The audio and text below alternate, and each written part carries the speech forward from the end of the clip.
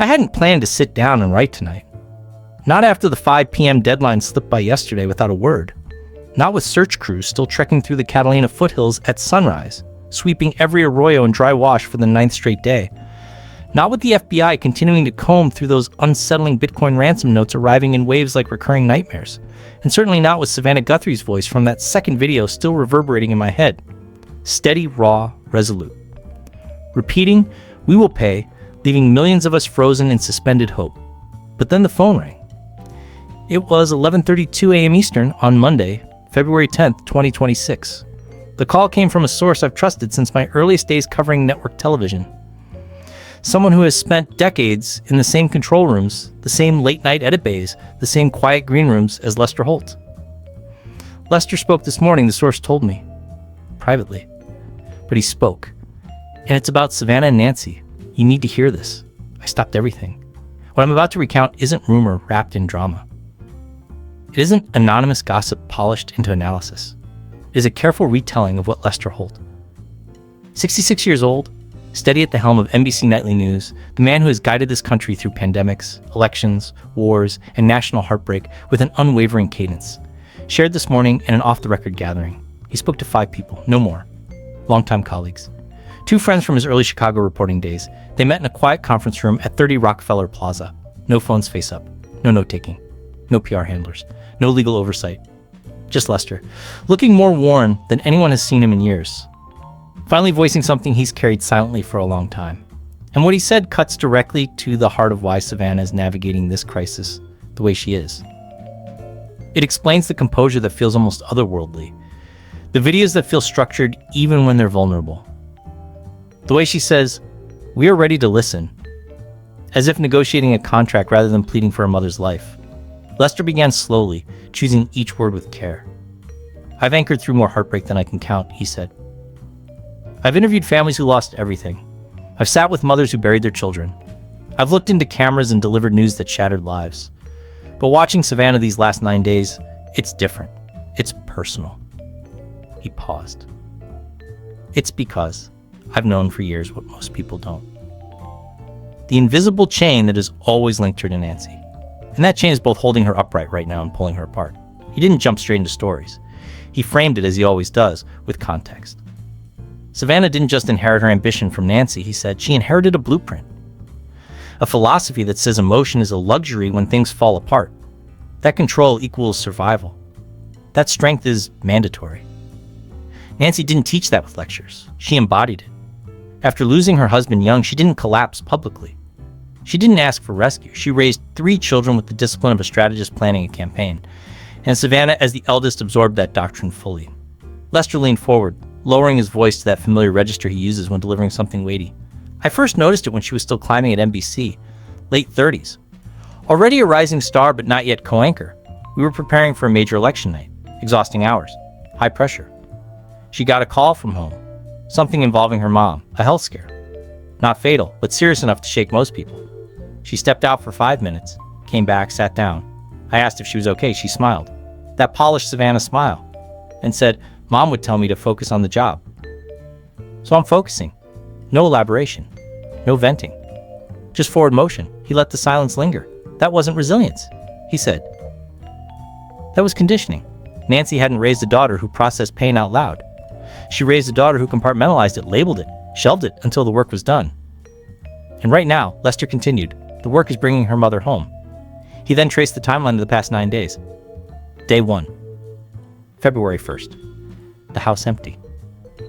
Blood on the porch. Signs of forced entry. Savannah says nothing. Lets the sheriff lead.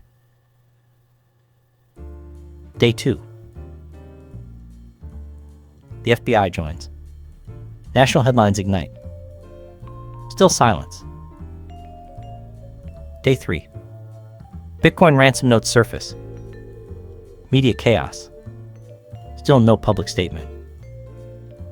Only on day 4 does the first video appear. Why the delay? Lester asked. Because Nancy taught her, never react. Respond. Gay. Speak when you're ready to be heard. Not when you're ready to scream. He described the structure of that first video. Gratitude first. Controlled tone. Description of Nancy: kind, loyal, luminous. Acknowledgement of ransom reports in factual language. Only then a measured plea for proof of life. It's formatted like a news segment, he said. Introduction. Context. Call to action. That's not grief speaking. That's training. Then he referenced the second video. February 7th. The line that stunned the nation. We will pay. She says it like she's addressing Congress. Lester noted. No tremor. No desperation. Clear intent. He shook his head. I've covered hostage crises. That's not typical. Typically, you hear tears. You hear please. You hear, please just bring her back. Savannah says, we will pay like it's a closing argument. In his view, she wasn't just speaking to a captor. She was speaking to Nancy, proving competence, proving strength. Someone in the room asked whether Nancy would truly expect that composure under these circumstances. Lester nodded slowly. Nancy didn't raise daughters who collapse.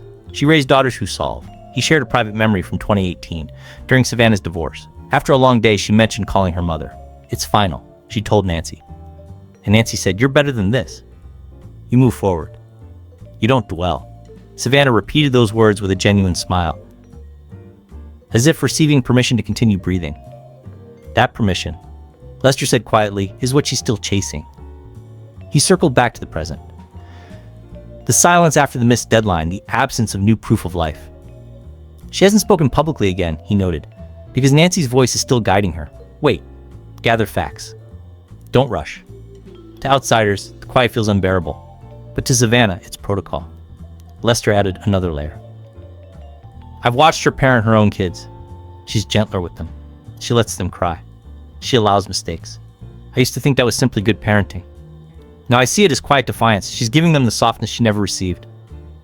But in this crisis, that softer self feels suspended. If we get Nancy back, and we have to, they won't just need a reunion, he said. They'll need a reckoning.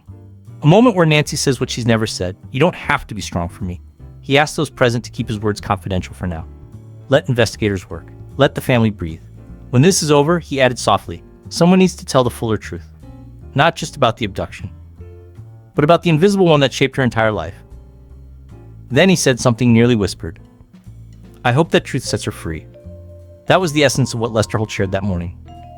No broadcast polish, no audience beyond 5 trusted listeners. Savannah Guthrie is not only enduring her mother's disappearance, she is carrying the lifelong weight of a love intertwined with expectations. Expectations to remain composed, to never fracture publicly, to earn approval through performance. Tonight, search teams remain in the desert. Tip lines stay open. The silence stretches. But when you watch those videos again, look closely. See the daughter still striving to earn what should have been unconditional. See the woman performing for the one audience that has always mattered most. If Nancy returns. When Nancy returns, Savannah may need more than an embrace. She may need release from decades of proving. She may need to hear, perhaps for the first time, you're always enough. And that was the truth Lester finally voiced. Now it lingers with the rest of us.